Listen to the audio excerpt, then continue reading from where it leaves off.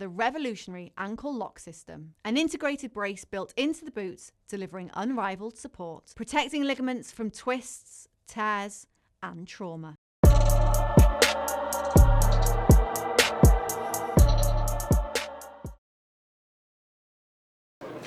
Matt Lenihan for Boxing Social in association with Empire Fight Store and our Kings Competitions. We're here, historic fight week and the historic Jim Gray here in Las Vegas for Terence Crawford and Canelo Alvarez. What a fight week. I remember when this fight first got talked about a few years ago, the buzz around it, the can he, the can't he, the step up in weight, and almost Canelo dismissing it at first, but now we're here and it feels so exciting. You've seen many a fight over the years, some of the biggest in boxing history. How does it feel fight week to you? Are you excited for it?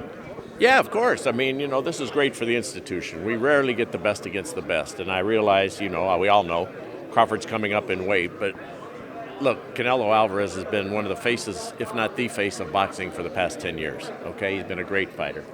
Great accomplishments of what he's been able to do. And Terence Crawford's undefeated. So he's coming up now. And so we rarely get the best fighting the best. So that's what we have. The institution needs it. It's going to take place over at Allegiant Stadium. There's going to be 50, 60, 70,000 people in there. It'll be the biggest crowd to ever watch a combat sports in the state of Nevada.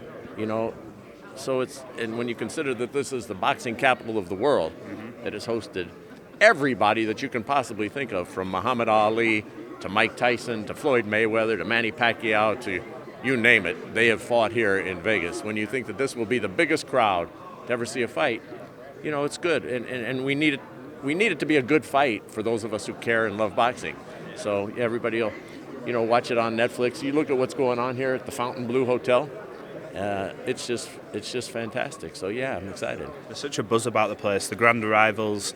Obviously, it's a Mexican holiday weekend as well. Canelo has his date, and the fans turned out for him. Crawford came in, and there were the boos, but I think he relishes that because he's often said throughout his career, look, back against the wall, no problem.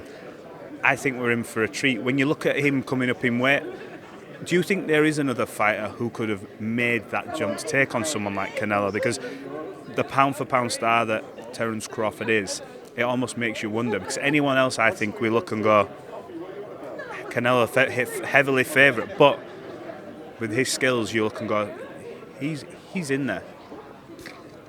I'm sure there is, but nobody like Crawford. Okay, I'm sure there are other guys that would have relished the opportunity and, might have done well. Look, there's a lot of unknown here. So anybody who tells you that they know, they're not telling you the truth, because none of us know. If we all knew, we'd be down there, a couple of floors below, and we'd have that answer before the fight, but we don't. That's why they're going to fight. So, look, and by the way, the people don't matter. It doesn't matter if they're booing you, they're cheering you. They're not fighting. They're not fighting. I don't mean they don't matter in terms of the event. They matter a lot because they make the event. What I'm saying is it doesn't matter that he's being booed. It doesn't matter that one's being cheered. That doesn't stop one punch from hitting you. That doesn't pull the trigger on one punch to hit the other guy. So that's all just part of the hype of it. And you know what? If he wins, they'll all be cheering. I feel like they both have cemented their legacy in boxing for different reasons. They've hit different milestones.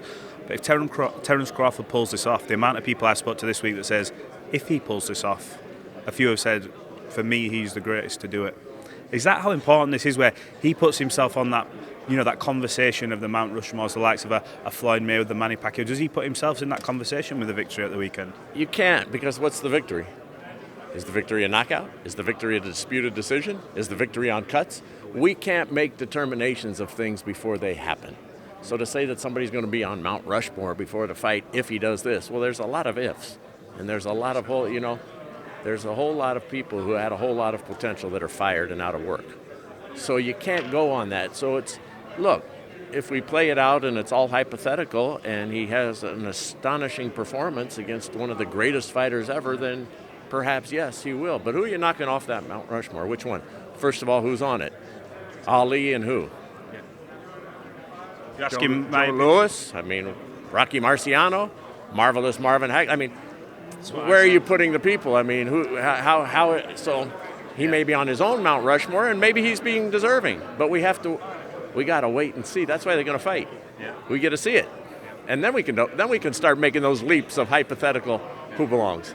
What do you make of, in terms of boxing, you've just said at the start, then it was something I think is key, the best fighting the best. That's what the sport needs to keep it alive. The best fighting the best. That's what's important for this sport, to keeping it alive.